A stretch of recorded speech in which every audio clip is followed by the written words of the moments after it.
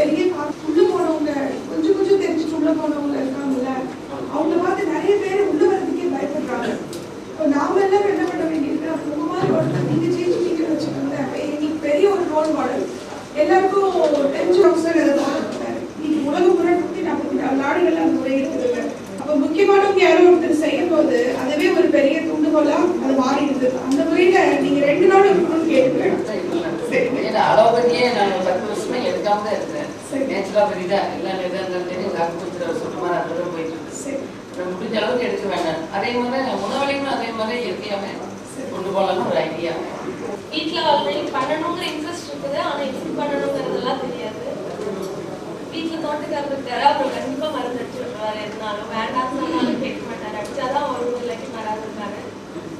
எவ்வளவு பேரை சமாளிக்க வேண்டியிருப்பாருங்க. சாரோட ஒய்ஃப்ல ஆரம்பிச்சு தோட்டக்காரங்கள்ல ஆரம்பிச்சு எங்கெங்கெல்லாம் போகுது பாருங்க. அவருக்கு பாருங்க பக்கத்து வீட்டுக்காரங்க யாரு பக்கத்துல இருக்கவங்க எல்லாம் என்ன பண்றாங்கன்னு சொன்னாரு. பக்கத்துல இருக்கவங்க எல்லாம் ஃப்ரூட்ஸ் பார்த்தாலே ஆப்பிள் பார்த்தா அது சாப்பிட்றதுக்கே பயமா இருக்கு. நான் ஒரு தடவை சாப்பிடும்போது நைஃபை வச்சு சொரண்டி எடுத்து தான் கட் பண்ணி சாப்பிடுவேன். ஸோ இவ்வளோ கஷ்டப்பட்டு சாப்பிட்றதுக்கு நம்மளுக்கு தேவையானது நம்மளே முடிஞ்ச அளவுக்கு ஒரு ஃபேமிலி இருக்கோம்னா ஒரு ஃபேமிலிக்காவது சஃபிஷியண்டாக அவங்க பண்ணிக்கணுங்கிறது ஒரு டார்கெட்டாக வச்சு கொஞ்சமாக ஸ்டார்ட் பண்ணுறேன். பசுமைனா ரொம்ப பிடிக்கும். அது அம்மாவுக்கு எந்த அளவு சப்போர்ட்டிவாக குடும்பமா வந்திருக்கீங்க. இந்த ஒரு குடும்பம் தான் 2 இப்படி வந்திருக்காங்கன்னு நினைக்கிறேன். இல்லைங்களா? வேற யாராவது உள்ளே நேச்சர் அவர்தான் போல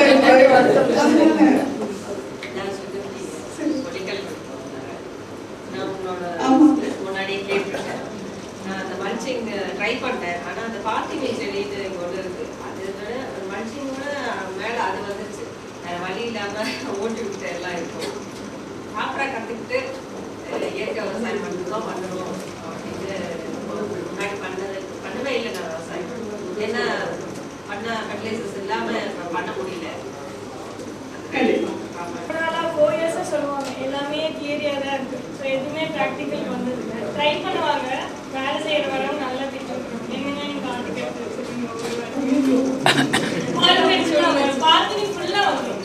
ஸோ மருந்து அடிச்சு விடுங்க, மருந்து அடிச்சு விடுங்க. அம்மாவுக்கு அலர்ஜி, ரொம்ப அலர்ஜி. போனாங்கன்னா வீங்கிக்கும், நைட் வீசிங் மாதிரி ஆகிடுச்சு. அது பனிக்காலத்துக்கு ரொம்ப கஷ்டம். ஸோ ப்ராக்டிக்கலாக பண்ணாங்கன்னா நல்லா தான் இருக்கும்.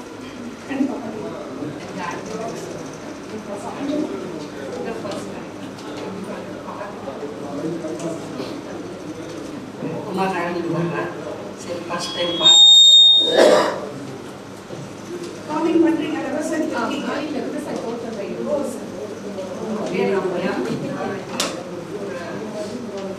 கட்டுப்பாடு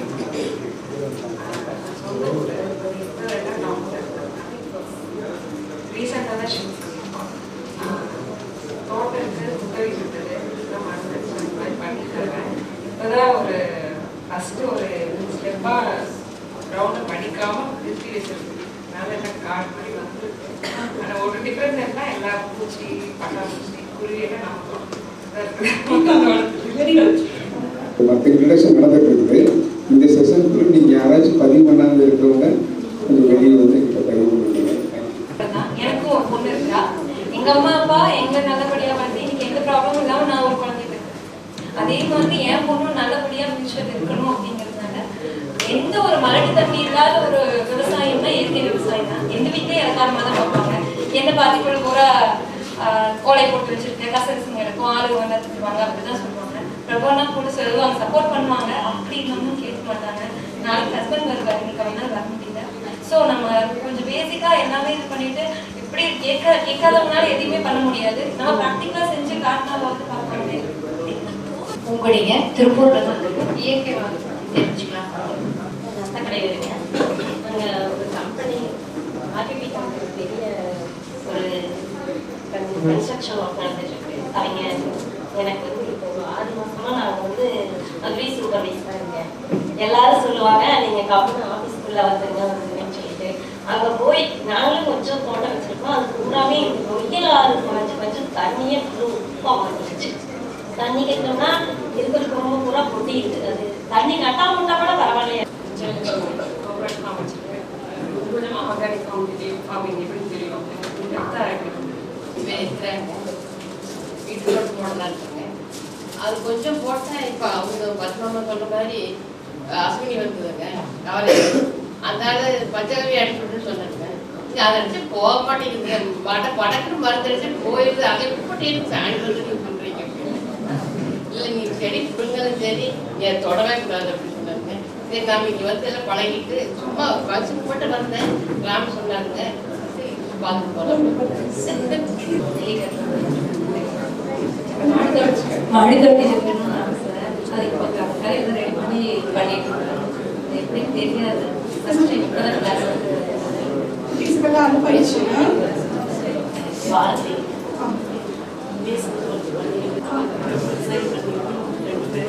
ரெண்டு பேரும் சரி பண்ணீங்களா? நான் ஓ சரி. வெள்ளை கோவிலுக்கு வந்துருக்கேன்.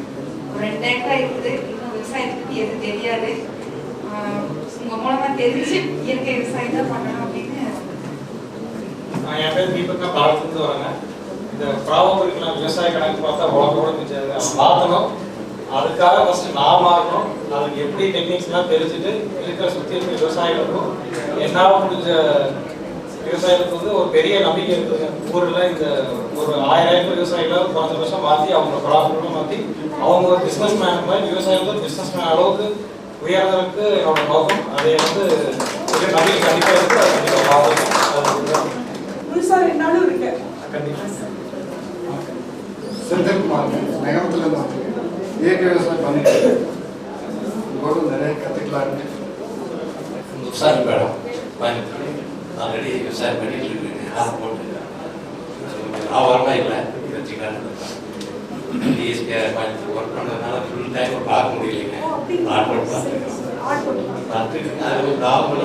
நிறையா இயற்கை பண்ணாலும் லாபம் இருக்குது. இப்போ நீங்க ஒர்க் பண்ணிட்டு இருக்கீங்களா? என்னுடைய பேர் டெய்லர்ஸ் வந்து வாழ்க்கை கிளாஸ் எங்களுடைய நிறுவனத்துலேயும் பயிற்சி நிறைய கொடுக்குறாங்க. நான் பெங்களூர் போய் நடக்கிறதுக்கு வாய்ப்புலாம் இருக்குது. இப்போ வந்து பார்த்தீங்கன்னா நீங்கள் சொன்ன அந்த அற்புதமான பஞ்சாப் இருக்கக்கூடிய ஒரு கம்பெனியில் அவங்களுக்கு வந்து திருப்பூர் வந்து லேஸ் ஃபேக்ட்ரிக்கு இந்த பகுதிக்கு மேனேஜராக 8 வயசாக இருக்கும்போது அப்பா ஒரு தோட்டம் வந்தார். அதுக்கப்புறம் இந்த குடும்பத்தை ஸ்டார்ட். ஆனாலும் நாளைக்கு சாயங்காலத்துக்குள்ள இப்போ உங்க எல்லாருக்கும் ஒரு சமாதானமும் ஒரு நிம்மதியும் நீங்க போய் தொடங்குறதுக்கான வழிமுறைகளும் கண்டிப்பா கிடைக்கும். அப்போ உங்க பேக்ரவுண்ட் தெரிஞ்சாதான், இப்போ கலவையா இருக்கீங்க. இப்போ நாங்க எப்பவுமே என்ன பண்ணுவோம், உங்க அப்ளிகேஷன்ல நிறைய இன்ஃபர்மேஷன் கலெக்ட் பண்ணுவோம். இந்த ஃபர்ஸ்ட் ட்ரைனிங்கிறதுனால சில பேசிக் ஒர்க்கு நம்ம பண்ண முடியல. கிளாஸுக்கு முன்னாடியே உங்களை பத்தி நாங்க கேட்டு தெரிஞ்சுப்போம். அவ்வளோ முக்கியம். ஒவ்வொருத்தரும் இங்கே வர ஒவ்வொருத்தரும் அவ்வளோ முக்கியம் நாங்கள் நினைக்கிறோம். இப்போ அவர் சொன்னதுல ஒரு முக்கியமான வார்த்தை நிறைய பேர் நீங்க கவனிச்சிருக்க மாட்டீங்க. அதுக்காக தான் நான் சொல்றேன். ப்ளீஸ் திருப்பி சொல்லுங்க. எனக்கு இப்போ 58 வயசு ஆச்சுங்க. எனக்கு 8 வயசு இருக்கும்போது எங்கள் அப்பா வந்து ஒரு தோட்டம் வாங்கினாங்க. இங்கே வந்து நகரத்தில் கருவம்பாளையத்தில் அவங்க பத்மாமா அவங்க வீட்டு பக்கத்தில் இருந்த ஒரு ப்ராப்பர்ட்டி சேல்ஸ் பண்ணிட்டு அது கூட கொஞ்சம் கடனை வாங்கி தோட்டத்தை வாங்கினாங்க. அதுக்கப்புறம் பார்த்தீங்கன்னா ஒரு 14 வருஷம், அதாவது அதுக்கு முன்னாடி எங்கள் குடும்பம் ரொம்ப சந்தோஷமா இருந்துச்சு. அதுக்கப்புறம் அந்த சந்தோஷப்புறம் போயிடுச்சு. சொல்ல போனால் எங்களுடைய 3 பேர், எங்கள் அக்கா, என் தம்பி, நான், எங்களோட இளமை காலம் பூரா பார்த்தீங்கன்னா அது வறுமையிலே போயிடுச்சு. ரொம்ப சிரமப்பட்டு படிக்கிறதுல கூட பார்த்தீங்கன்னா அவங்க 2 பேரும் படிக்க வைக்க முடியல. நான் ஒருத்தர் மட்டும் தான் படிச்சு மேலே வர முடிஞ்சது. அப்பாவோட வாழ்க்கை கிட்டத்தட்ட அதுக்கப்புறம் கஷ்டத்துலேயே போயிடுச்சுங்க. கிட்டத்தட்ட 14 வருஷம் அந்த குடும்பம் கடன்லேயே போச்சுங்க. காலையில் தூங்கி எந்திரிச்சு முடிக்கிறதுக்கு முன்னாடி கடன் கொடுத்தவங்க வந்து வீட்டுக்கு பார்த்தீங்கன்னா ஒரு இப்போ இங்கே வந்த முன்னாடி ஒரு சந்தோஷமான செய்தி, எங்களுக்கு வந்து தண்ணி பத்தாம இருந்ததுனால ஒரு 7 ஏக்கரா மட்டும்தான் வந்து இந்த மருந்து அடிச்சுட்டு எடுத்து வச்சிருக்கோம். ஒரு 13 ஏக்கரா வந்து பார்த்தீங்கன்னா வச்சுனா கன்னித்தன்மையோட இருக்கு. அது இன்னைக்கு நாளைக்கு வந்து அது முழுமையை அடைஞ்சிடும் அப்படிங்கிற நம்பிக்கை எனக்கு இருக்கு. செப்டம்பர் மாதத்துல அம்மாவும் இருந்தப்ப கிட்டத்தட்ட ஒரு 4 மணி நேரம் வந்து சதாப்தி எக்ஸ்பிரஸ் சொன்னாங்க. சதாப்தியில் ஜாகுவார் சதாப்தி மெதுவாக தான் போகும். அந்த மாதிரி வந்து நிலைமை அதுல கிட்டத்தட்ட நான் ஸ்டாப். நம்ம 2 பேர் நமக்கெல்லாம் 2 காலம் நல்லா இருக்கு. அவங்க வந்து உட்காரல 4 மணி நேரம் கிட்டத்தட்ட நான் ஸ்டாப்பா நின்று பத்தி தகவல் சொல்லிட்டு போயிட்டு இருந்தாங்க. இவ்வளவு நாளா காத்துட்டே இருந்தோம். அந்த தகவல் கிடைச்சது.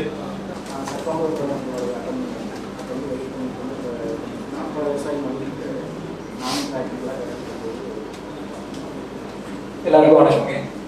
அருண் மகேந்திரன், சேலம் மாவட்டம் மேடூர் கொளத்தூர் ஏரியாலேருந்து வந்திருக்கேன். நான் இங்கே திருப்பூரில் உற்பத்தி பண்ணக்கூடிய ஒரு வெளிநாட்டு நிறுவனத்துக்காக வேலை செஞ்சுட்ருக்கேன். என்னோட பேரண்ட்ஸ் வந்து விவசாயம் ரொம்ப லாபகரமாக இல்லைன்னு சொல்லி ஒரு ஸ்டேஜில் அதெல்லாம் சேல் பண்ணிட்டு இப்போ வேற வேலை பார்த்துட்டு இருக்காங்க. இப்போ நான் வந்து அவங்கள மோட்டிவேட் பண்ணி மறுபடியும் ஸ்டார்ட் பண்ணணும் அப்படிங்கிற ஒரு ஐடியாலஜி தான் அதுக்கு உண்டான ஏற்பாடுகள்லாம் பண்ணிட்டு இருக்கேன். மேடமோட வீடியோஸ் வந்து ரொம்ப நாள் யூடியூப்லேயே பார்த்துட்டு இருந்தேன். அதே மாதிரி நம்மாழ்வாரோட வீடியோஸ் புக்ஸ் எல்லாமே படிச்சிருக்கேன். சரி, நான் இங்கே இருக்கிறது அவினாசியில் தான் இருக்கேன். இங்கே வந்து இது நடக்கும்போது கண்டிப்பாக மிஸ் பண்ணக்கூடாது அப்படின்னு சொல்லிட்டு தெரிஞ்சுக்கலாமா? பார்த்தீங்கன்னா ஒரு 10 ஏக்கரா வந்து விவசாயம் பண்ணாமல் இருக்குங்க. அதுக்கு வந்து இப்போ உங்களோட நிறைய யூடியூப்ல வந்து நிறைய பார்த்துக்கணும் அப்படின்னு சொன்னாங்க. ஆவார செடி பார்த்தீங்கன்னா வேப்பந்தலை இந்த மாதிரிலாம் நிறையா வந்து போட்டு மிஷினில் கட் பண்ணி அதை ப்ராசஸ் பண்ணி அதை வந்து உரமாக போடுறது எப்படி இம்ப்ரூவ் பண்ணிக்கலாம். ஈஸ்வரமூர்த்திங்க அவினாசிலேருந்து வரேங்க. இயற்கை விவசாயத்தை பற்றி தெரிஞ்சுக்கலாம் வந்திருக்கு. எல்லாரும் வணக்கம். என் பேர் ராஜேந்திரன். வீட்டை சுற்றி மரமெல்லாம் நிறைய வச்சிருக்கோம். பழம் தரும் மரங்கள்லாம் வச்சிருக்கோம். எனக்கு ஒரு பூமி ஒரு 10 ஏக்கரா பூமி இருக்குங்க. நல்ல தண்ணியெல்லாம் இருக்குது. கொத்தை கொடுத்துருக்கோம். நான் அப்போ கிளாஸ் தான் போவோம். போய் பார்க்குறப்போ சின்ன ஒரு காற்று வச்சிருப்பாங்க. அது வந்தோடனே ஒரு பூச்சி வந்து உட்காரும். அதுக்கு ஒரு மருந்தடிப்பாரு. இன்னும் 2ஆவதுல வந்து இன்னொரு டிஃப்ரெண்ட் கலராக பூச்சி வந்து உட்காரும். அதுக்கு ஒரு மருந்தடிப்பாரு. அப்புறம் என்ன இப்படி மருந்தடிக்கிறீங்க? பந்த விவசாயம் பண்ணிட்டு இருக்காங்க. இவ்வளோ மருந்தடிக்கிறீங்களே, நீங்கள் ரொம்ப அநியாயமாக இருக்குது. என்ன அடிச்சதான் வரும் அப்படின்னு சொன்னார். இப்போ நான் என்ன பண்ணேன், எனக்கு ஒரு சும்மா ஒரு 1/2 ஏக்கரை நான் பார்த்துக்கிறேன் அப்படின்னு சொல்லி எனக்கு கொஞ்சம் மரம் தெரியா வச்சு விட்டேன். ஆனால் எதுவும் வரல. அது வரவிடாம பார்த்தாரு அடுத்து இயற்கை விவசாயம் பண்ணுறோம் அப்படின்னு சின்ன ஒரு நான் கவர்மெண்ட்ஸை எக்ஸ்ப்ளோர் பண்ணேன். இருந்தாலும் பார்க்கலாம் அப்படின்ட்டு கொடுப்பாங்க. ஸ்போர்ட்ஸ் போன கிரிக்கெட்லாம் சப்போர்ட் பண்ணிட்டு 10 ஏக்கரில் ஆரம்பிச்சுப்பாங்க. பொதுவாக நிறைய செலவு பண்ணி டென்ஷன் சொந்த மாதிரி அப்படி பக்காவாக பண்ணேன். அதுக்கப்புறம் வேலைக்கு ஆள் போட்டு அவர் வந்து ஒத்துழைப்பு அந்த மாதிரி அதுக்கப்புறம் அவர் மரத்தடிக்க ஆரம்பிச்சிட்டாரு. தண்ணி ரொம்ப குறைவாக இருக்காரு. அதுக்கப்புறம் நான் போகிறதில் அவரே பார்த்துட்டு இருக்காரு. சரி எதை பண்ணிட்டு அட்லீஸ்ட் வீட்டுக்கிழமை பண்ணிக்கலாம் இருக்காங்க. விஜயகாந்த் சார் வந்து இதுக்காக போய் பணம் 3000 பணம் கொடுத்து பஸ் ஃபேரில் கொடுத்து போய் தெரிஞ்சுட்டு வா நம்ம பண்ணலாம் அப்படின்னு சொல்லியிருக்காங்க. இது போய் எங்கள் சாயத்துக்கு போய் தெரிஞ்சுட்டு ரொம்ப ரொம்ப அற்புதமா இருக்குங்க. ரொம்ப எல்லாருக்குமே தெரிஞ்சு போன ஒரு வார்த்தை. ஆனா ஒரு துரதிருஷ்டம் பாருங்க, அது எப்படி செய்யுதுன்னு சொல்லி கொடுக்கறதுக்கு முறையா இல்லை. எல்லாரும் உழுந்து எந்திரிச்சவங்களோ கஷ்டப்பட்டவங்களோ யாரோட ஒரு கதையும் வந்து வெற்றி கதைங்கிறது வந்து பார்த்தீங்கன்னா ஒருத்தர் 2 பேர் தான் நம்மளால சொல்ல முடிஞ்சிருக்கு. அப்போ பார்த்தீங்கன்னா கேம்பை ஃபில் பண்ணுறது தான். எல்லாம் முடிவு எடுக்கிறாங்களா, அதுக்கு ஏதாவது வாய்ப்பு இருக்காங்கன்னா இல்லவே இல்லை. இதுக்கு முந்தின ஸ்லைட் போங்க. இங்கே பாருங்க, இந்த லைட் ஏதாவது கொஞ்சம் ஆஃப் பண்ணிக்கலாமா? ரேக்கர்கள் பண்ணியிருக்காங்க. அதே மாதிரி பார்த்தீங்கன்னா சுமேரியாவில் மெசபடோமியான்னு சொல்லக்கூடிய இடங்கள்ல ஸோ நம்மளுடைய வேளாண்மை பதிவு செய்யப்பட்ட வகையில் நமக்கு ரெக்கார்ட்ஸ் படி எவ்வளோ கிடைச்சிருக்குன்னா 10,000 வருஷம்.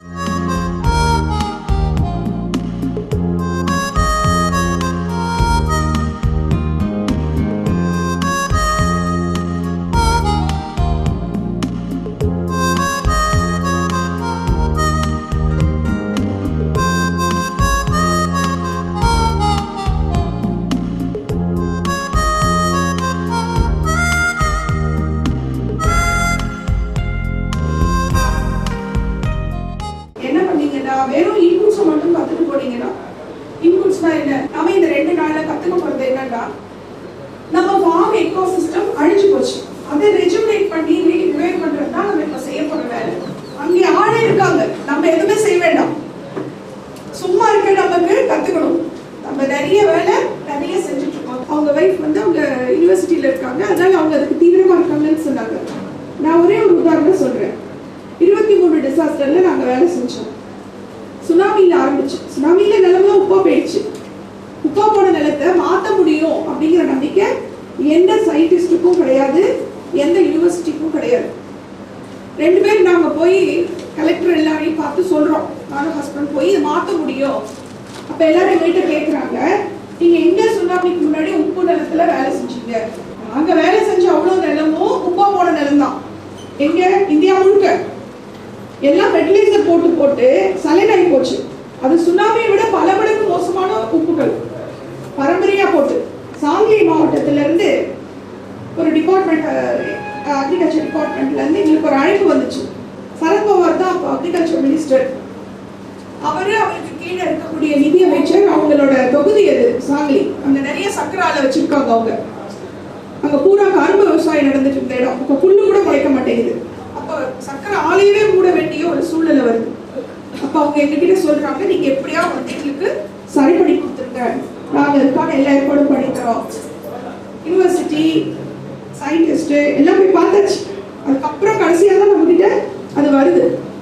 வரும்போது நாங்கள் என்ன சொன்னோம், நாங்கள் சுனாமி வேலையில் இருக்கோம், நீங்கள் கொஞ்சம் சாம்பிள் அனுப்புங்க, முதல்ல நாங்கள் பரிசோதனைலாம் பண்ணி பார்த்துட்டு எப்படி பண்ணலான்னு கைடன்ஸ் கொடுக்குறோம், நீங்கள் செஞ்சுக்கிட்டு இருங்க, இந்த லேண்டை ரெக்ளைம் பண்ணிட்டு நாங்கள் அங்கே வந்து உங்கள் கூட இருந்து பண்ணுறோம்னு சொல்லியிருந்தோம். சரின்னு சாம்பிள் அனுப்பிச்சிட்டாங்க. சாம்பிள் சாயில் சாம்பிள் எடுத்து எங்களுக்கு அனுப்பிச்சிருக்காங்க நாங்கள் பரிசோதனை பண்ணி பார்க்கறதுக்காக. ஏன்னா எங்கள் முறை வேறு பரிசோதனை முறை, அதெல்லாம் அனுப்ப சொல்லியிருந்தோம். போஸ்ட் ஆஃபீஸ்க்கு அவங்க அனுப்பிச்சிருக்காங்க, புரியல கவர்மெண்ட் போஸ்ட் ஆஃபீஸில் வந்து இது இருப்பார்ல போஸ்ட் மாஸ்டர், அவர் டெலிவரி பண்ண முடியாது, நீங்கள் வந்து இந்த பார்சல் எனக்கு டவுட்டாக இருக்குது, அவ்வளோ விளைஞ்சிட்டு இருந்த ஒரு இடத்த விளைய முடியாத நிலமா மாற்றினதுக்கு என்ன அவங்களுக்கு சாதகமாக இருந்துச்சுன்னா ஒரு ஆறு, அந்த ஆற்றுல தண்ணி இருந்தது. ஸோ எக்கச்சக்கமான ஃபெர்டிலைசரை போட்டு அந்த சாயிலை ஒன்றுக்காக தான் மாற்றிருந்தாங்க. அப்போ சுனாமியில் நாங்கள் போய் வேலை செய்யக்குள்ள மற்ற இடத்துலலாம் போகும்போது ஒவ்வொரு இடத்துலையும் கெட்டு போன மண்ணை மாற்றக்கூடிய தொழில்நுட்பம் அப்படிங்கிறது வந்து அவங்களுக்கு இப்போ யூனிவர்சிட்டியில் இருக்கவங்களோ மற்றவங்களோ நம்பிக்கை அதை போய் செய்யலாம்ல, அவங்க தானே சொல்லி கொடுத்தாங்க. அப்போ அவங்களுக்கு கடமை இருக்கா இல்லையா திரும்ப போய் செய்ய வேண்டியது? இப்போ அவர் சொன்னார்ல அந்த ஃபார்மர், பூச்சியே வெட்டுப்படல, நம்ம யார் சொல்லி கொடுத்தாங்களோ அவங்க செய்யணுமா இல்லையா? படைப்புழு தாக்கி இப்போ மொத்த மக்காச்சோளத்தை இந்த வருஷம் ஆகும். இப்போ சுகுணா மாதிரி பெரிய கம்பெனிகள்லாம் அவங்க என்ன பண்ணுவாங்க, ஃபீல்டுக்கு வாங்குவாங்க இல்லையா, இப்போ அவங்க வெளிநாட்டுலேருந்து இம்போர்ட் பண்ணுறாங்க. ஏன்னா இப்போ இல்லை, எல்லாமே அழிஞ்சு போச்சு. அப்போ பாருங்க எவ்வளோ, ஒரு சோளம் கூட போட முடியாது, கடைசிக்கு தண்ணி இல்லாமல் விளைய சோளத்தை பிடிச்சிட்டு இருக்காங்க, அதை கூட போட முடியாத அளவுக்கு நிலைமைகள் வந்தாச்சு. அப்போ இது என்ன நடந்துட்டு இருக்கு, இது ஒர்க் அவுட் ஆகுமா ஆகாதான் நல்லாவே தெரியுது. இருந்தாலும் நம்ம அதை தான் போயிட்டு இருக்கோம். ஏன்னா மாற்று தெரியாது. ஏன் நாங்கள் மாறி ஆகணும், நம்ம ஏன் மாறி ஆகணும்?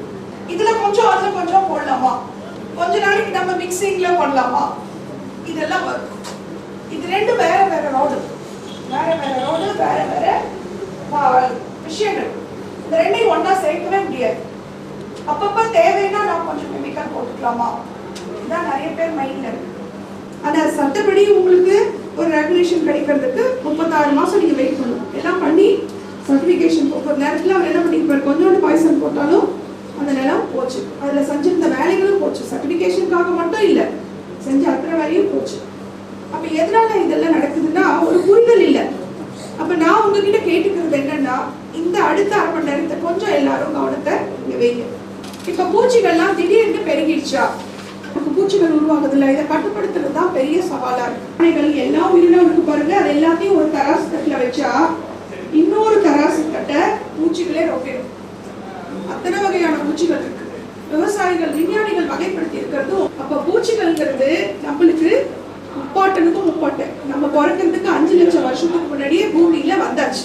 அதனால நாம இந்த பாட்டில்ல கிடைக்கிற ரசாயனங்களை எல்லாம் பயன்படுத்தி பூச்சிகளை கட்டுப்படுத்த முடியும் அப்படின்னு நினைச்சோம்னா முதல்ல நம்ம புரிஞ்சுக்கணும், கண்டிப்பா அது இல்லை. ரெண்டாவது, இந்த பூச்சிக்கொல்லி எல்லாம் நமக்காக கண்டுபிடிக்கப்படல. இந்த பூச்சிக்கொல்லி ரசாயனம் எப்படி உருவாச்சு ஃபர்ஸ்ட் படிச்சீங்கன்னா, போர்க்களத்துல ஹிட்லர் தோத்து போகக்கூடிய கடைசி நேரத்துல கெமிக்கல் வெப்பனை உருவாக்குறாரு. ரஷ்ய வீரர்கள் வந்துகிட்டு இருக்க பாதையில இருக்கிற குளங்கள் நீர்நிலைகளை எல்லாம் அந்த பாய்சனை நிரப்பி அதால அவங்கள கொல்றதுக்காக. அப்போ ஒரு பெரிய நீர்நிலையவே பாய்சன் ஆக்கணும்னா அதுவும் மிலிட்ரி ஏர்கிராஃப்ட்ங்கிறது சின்னது. யாராவது மத்தியானத்துக்கு அப்புறம் மருந்துன்னு சொன்னீங்கன்னா கொஞ்சம் ஊற்றி கையில் கொடுத்துருவோம். ஏன்னா மருந்துன்னா என்ன, நம்ம உயிரை காப்பாற்றணும். இதுக்கு பேரு ஆட்கொல்லி. என்ன பேரு? இந்த வார்த்தையை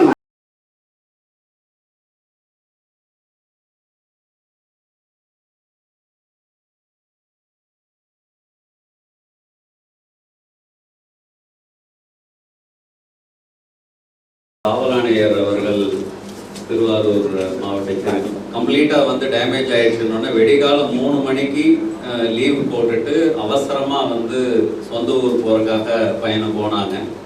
ஊருக்கு போய் சேர முடியல. ஏன்னா அவர் காவல் ஆணையராக இருந்து மொத்த தமிழ்நாடும் அவர் வாக்கி டாக்கியில் மைக்கில் இருந்து கூட மரங்களும் பாதையும் பண்ண சேதத்தெல்லாம் தாண்டி அவங்க ஊருக்கு போய் தாயாரை பார்த்தது வந்து கிட்டத்தட்ட 24 மணி நேரம் 30 மணி நேரம் கழிச்சு தான். அப்போது அந்த கஜா புயலோட கோரம் என்னன்னு சொல்லி அவங்க பார்த்துருந்தாங்க. பனைமரம் 2ஆ முறிஞ்சதை நான் இப்போ தான் பார்த்தேன்னு சொல்லி அவங்க தாயார் 83 வயசு தாயார் வந்து ஒரு காற்றோட சூறாவளியோட வேகம் என்ன அப்படின்னு சொல்லி அந்த வயசான பாட்டி சொல்லிட்டு இருந்தாங்க. அப்போ நான் வந்து ரேவதி அம்மாவை பற்றி சொல்லிட்டு இருந்தேன். இவங்க கஜா புயலுக்கு வந்து ரிலீஃப் ரொம்ப நிறைய வேலை பண்ணிட்டு இருக்காங்கன்னு சொல்லி. அப்போது ஐயா சொன்னாங்க, எங்கள் ஊர்லேருந்து ஒருத்தவங்க வந்து இவ்வளோ தூரம் கிளாஸ் எடுக்கிறாங்க, வகுப்பு எடுக்கிறாங்க இங்கேங்கும் போது நான் அவசியம் நான் வந்து அவங்கள வாழ்த்திட்டு போகணும்னு சொல்லி சொன்னாங்க. இன்றைக்கி ரிப்பப்ளிக் டே. கலெக்டரும் சிஓபியும் சீஃப் கெஸ்ட்டு கலை நிகழ்ச்சி முடிஞ்சு மேடை விட்டு இறங்கணும்னு நேராக இங்கே வந்திருக்காங்க. வார்த்தை சார் பேசுகிறேன். மதிப்பிற்குரிய இதை ஆர்கனைஸ் செய்திருக்கிற கிளாசிக் பதவி விசாரணைகளுக்கும் மற்றும் இங்கே வந்திருக்கிற அனைத்து தெய்வங்களுக்கும் அனைவருக்குமே வணக்கம். நான் பேசிக்காகவே நான் ஒரு விவசாயி. எங்கள் குடும்பம் ஒரு விவசாய குடும்பம். விவசாயத்திலிருந்து நான் வந்து வேலைக்கு வந்தேன். அதனால் அதை வந்து நான் ரசித்து பார்த்தாலும் அதனால் எப்பொழுதுமே அதில் ஒரு ரசிகத்தன்மை எனக்கு உண்டு. அதனால் இந்த ஊரில் இல்லை, எந்த ஊரில் போனாலும் வந்து நாங்கள் விவசாயம் ரொம்ப ரசித்து பார்ப்பேன், செய்வேன். பல முயற்சிகள் எங்கள் ஊரில் எடுத்து பார்த்துருக்கேன். ஆனால் எல்லாமே ஃபெயிலியர் தான் இருக்குது. அதனால் இவ்வளவு எங்கள் ஊரை பற்றி இப்போ மேடத்துக்கு தெரியும். எங்கள் ஊரில் களியான ஒரு களிப்பாங்கான மண் எதை போட்டாலும் விளையாது. போடுறதுக்கு முன்னாடியே எல்லாம் சொல்லிடுவாங்க, அது சும்மா விளையாட்டுன்னு பண்ணுறதா ஒன்றும் வராதுன்றாங்க, அது உண்மையிலே வராது. ஸோ அது மாதிரி இருக்கிறதுனால மேடம் வந்து எங்கள் ஊரில் அது நாகப்பட்டினம் அந்த ஏரியாவில் இருந்த மக்களுக்காக அங்கேயே தங்கி பணிபுரிந்து பல நல்ல செயல்களை செய்வதாக நம்ம சொல்கிறாங்க சார் சொன்னார். ஸோ அதனால் நிச்சயமாக அவங்க எங்கள் ஊரில் இருக்காங்க, நான் அவங்க ஊரில் இருக்கிறேன். ஸோ அதனால் வந்து அவங்க அட்லீஸ்ட் வந்து ஒரு மரியாதை நிமித்தமாக அவங்க வாழ்த்துட்டு போகணுன்றது தான் வந்து மற்றபடி வேறு ஒன்றும் இல்லை. சரி, நீங்கள் உங்களுடைய பணி நிறைய சிறக்கணுமா? நான் வந்த பிறகு நிச்சயமாக வந்து நாகப்பட்டினம்